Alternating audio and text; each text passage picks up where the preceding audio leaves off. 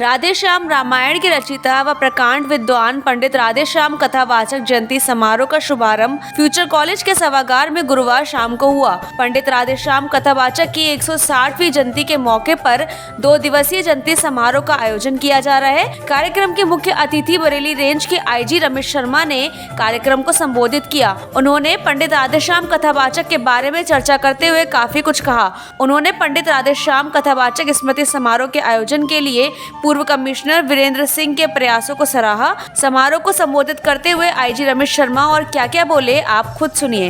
अंग्रेज जो civil servants होते थे वो जिस भी शहर में रहते थे वहाँ पे काफ़ी सारे वहाँ की आर्कियोलॉजी और वहाँ के काफ़ी सारी चीज़ों के लिए कार्य करते थे, हिस्ट्री को अनर्थ करने का कार्य करते थे। लगभग वही कार्य कमिश्नर साहब वीरेंद्र सिंह जी के द्वारा किया गया है यहाँ पे कि उनके द्वारा ये इस चीज़ को आगे बढ़ाया गया और जो एनर्जी वो अभी भी दिखा रहे हैं इस कार्यक्रम को आगे बढ़ाने में, ये अपने आप में बरेली के लोगों के लिए प्रेरणा का भी स्रोत है और साथ ही साथ एक शर्म की बात भी है कि वो इतनी एनर्जी के साथ एडीएम साहब द्विवेदी जी इस एनर्जी के साथ जुड़े हैं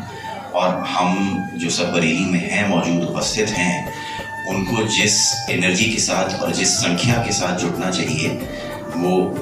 संख्या हम लोग को धीरे धीरे और बढ़ानी होगी और इसको और आगे लाना होगा। शायद ये जो स्मृति समारोह है ये धीरे धीरे अपने जो स्थान है उसको आगे आने वाले सालों में ग्रहण करता जाएगा। जो पंडित जी के बारे में मैं जाना हूँ, उनके व्यक्तित्व के बारे में इतनी सरस्वती जी की उनके ऊपर कृपा होना, इतनी किताबें लिखना और वो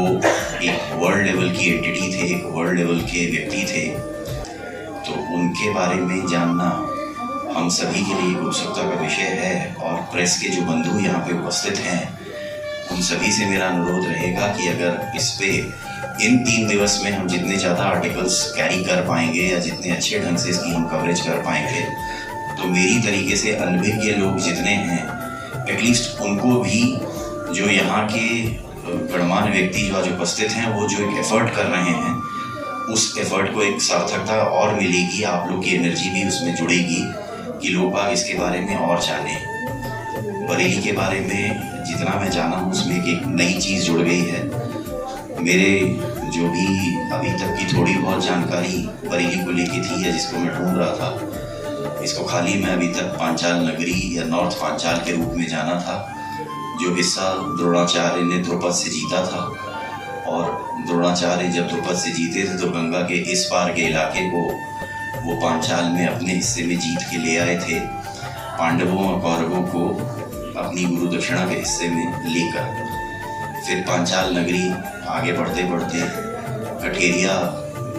क्षेत्र में कहलाई, कठेरिया राजपूतों के नगरी कहलाई और फिर मेडिवल एजेस में जाके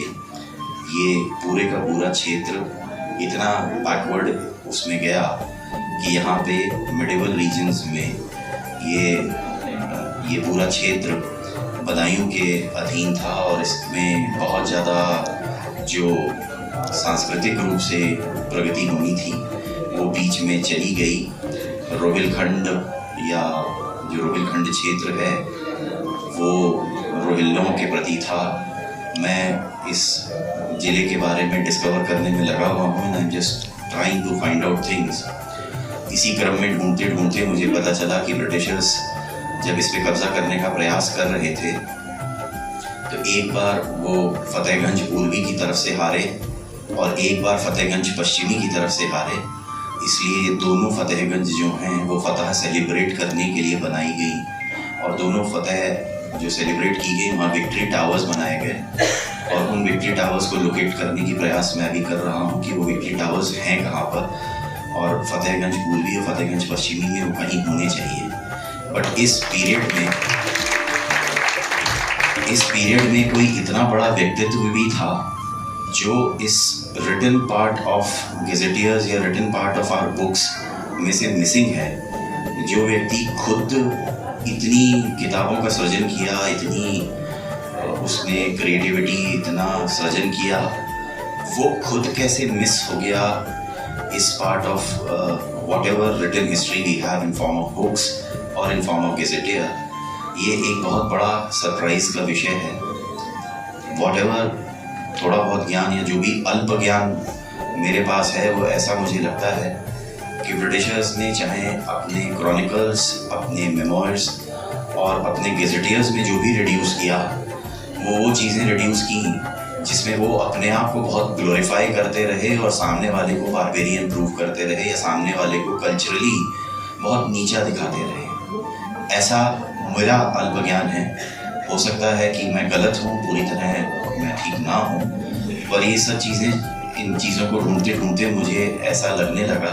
कि उन्होंने हर वो चीज़ को जॉट डाउन किया और बहुत फाइनर डिटेल्स तक जॉट डाउन किया जो उनको ग्लोरीफाई करती है। लेकिन उन्होंने कोई भी ऐसी चीज़ जॉट डाउन नहीं करी